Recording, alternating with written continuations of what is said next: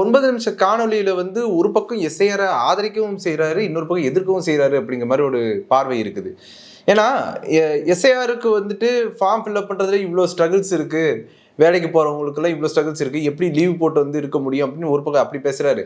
இன்னொன்னு பண்ண முடியலன்னா நீங்க ஆன்லைன்ல ஃபார்ம் வாங்கி அதிலேயே வச்சு ஃபில் அப் பண்ணிக்கங்க அப்படின்னு சொல்லி வர்ச்சுவல் வாரியர்ஸ்க்கு வந்து ஒரு ஒரு விழிப்புணர்வு மாதிரி ஏற்படுத்துறாரு. அப்படிங்கிறப்போ அவர் என்ன நிலைப்பாட்டில் இருக்காரு? எஸ்ஐஆர் எதிர்க்கிறாரா இல்ல ஆதரிக்கிறாரா? இப்போ எஸ்ஐஆர் எதிர்க்கிறோன்றது டே 1 அறிக்கையில சொல்லிட்டாரு, எல்லாமே பண்ணினார். என்ன ப்ராப்ளம், இது நீட்டு மாதிரி நம்ம வேணான்னு சொன்னாலும் வந்துருச்சு. இப்போ நம்ம வேணான்னு சொல்லிட்டோம் அப்படின்னு சொல்லிட்டு வேணும்னே எஸ்ஐஆர் ஃபார்ம் ஃபில் பண்ணாமல் கொடுத்தோன்னா என்ன ஆகும்? நம்ம எதிர்ப்பு தான் தெரிவிக்கிறோம். நான் ஃபார்ம் ஃபில் பண்ண மாட்டேன்டா அப்படின்னு இருந்தோன்னா என்ன ஆகும்? அந்த மாதிரி டிஎம்கே இருந்திருக்கலாம்.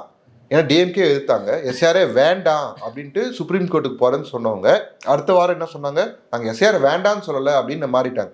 ஓகேங்களா? இது அவங்க கொள்கையோட முனி. நாங்கள் இப்பயும் எஸ்ஆர் வேண்டாம், எஸ்ஆர் வந்து வேணாம் தான் சொல்லின்னு இருக்கோம். ஆனால் அது இருக்குது. அதை நம்ம செய்யலைன்னா நம்ம வாக்குரிமை போயிடும். அந்த பாயிண்ட் ஆஃப் வியூ மட்டும்தான். டிஎம்கே மாதிரி கொள்கையிலெல்லாம் ஷிஃப்ட் கிடையாது.